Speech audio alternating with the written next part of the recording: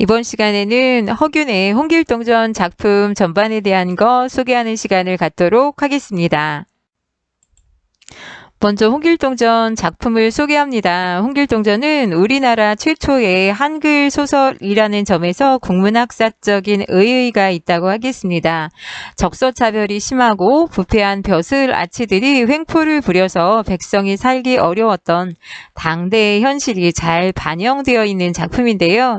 신분 차별 때문에 생긴 인물과 사회의 갈등이 잘 드러나고 있는 작품으로 불합리한 현실에 맞서 싸우는 홍길동의 모습을 통해서 갈등의 진행과 해결 과정을 분명하게 제시하고 있는 작품입니다.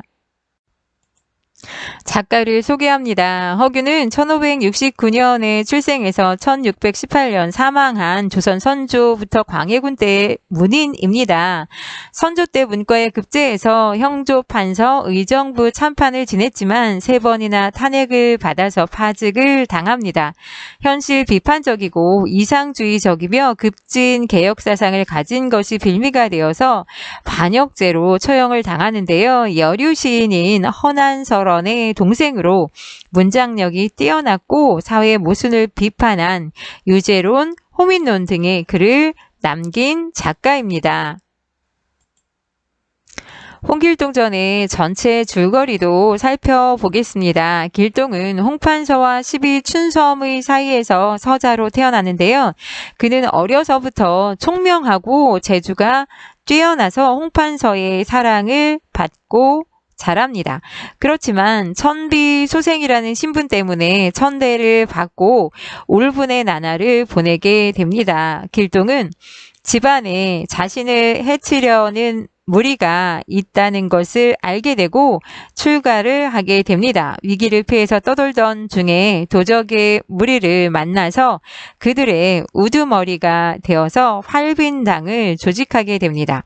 그리고 길동은 팔도의 탐관 오리들을 응징하고 양민을 돕지만 조정에서는 그를 잡기 위해서 애를 쓰게 됩니다. 조정에서 길동을 회유하려고 병조 판서로 임명을 하지만 길동은 조선을 떠나서 남경으로 가던 중에 율도국을 발견하고 이를 정벌하여 왕이 됩니다. 길동은 율도국에서 선정을 베풀다가 신선이 되어서 사라집니다. 등장인물 살펴봅니다. 길동이와 홍판서와 춘섬을 살펴보는데요. 홍길동은 홍판서와 12춘섬 사이에서 서자로 태어납니다. 당대의 모순된 현실의 정면으로 항거하고 자신의 이상을 성취해 나가는 영웅적 인물이 바로 홍길동입니다. 홍판서는 길동의 아버지인데요. 명문가의 후예로 전형적인 양반의 모습을 지닙니다. 길동의 재능을 아까워하고 그의 처지를 이해하지만 적서 차별이라는 당대 질서를 따르는 보수적인 인물이라고 할 수 있습니다. 이에 비해서 춘섬은 홍판서의 시비로 길동을 임신하고 첩이 되는데요.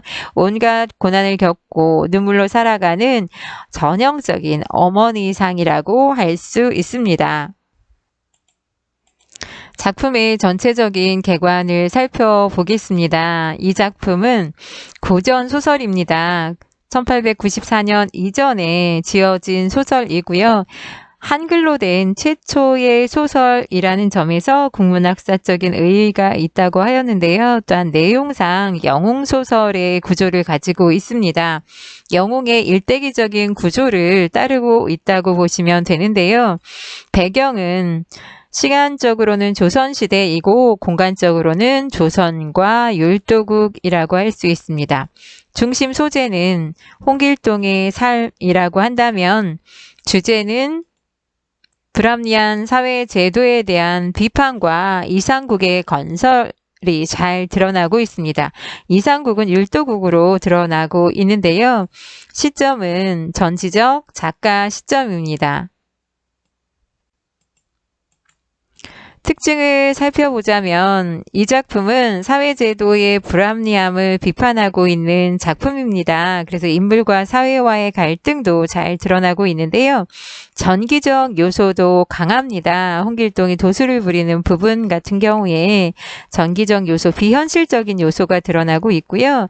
그리고 구조면에서 영웅소설의 일대기적인 구성을 따르고 있습니다. 영웅의 일대기 구조 그러면 고귀한 혈통으로 비정상적인 태생 그리고 비범한 능력을 가지고 위기를 겪고 주변에 도움을 주는 사람도 있고 그리고 그 위기에서 다시 이제 벗어나서 승리자가 되는 모습이 드러나는데 홍길동전 같은 경우에 아버지가 판서였기 때문에 비범한 출생 그 혈통을 가지고 있다고 할 수 있습니다. 그런데 비정상적인 태생으로 본다면 엄마가 10이라는 점 볼 수 있고요.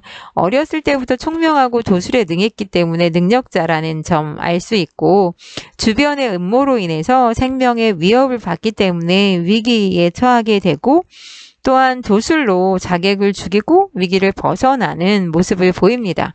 그리고 또다시 이제 위기에 처하는데요. 활빈당을 조직하자 나라에서 잡아들이려고 합니다. 근데 그 모든 어려움을 물리치고 율도국의 왕이 된다는 것 자체가 영웅의 일대기적인 구조를 취하고 있다고 볼 수 있습니다. 오늘 간단하게 홍길동전 전체적인 거 소개해 드렸고요. 다음 시간에 홍길동전의 그 본문 일부를 가지고 살펴보도록 하겠습니다.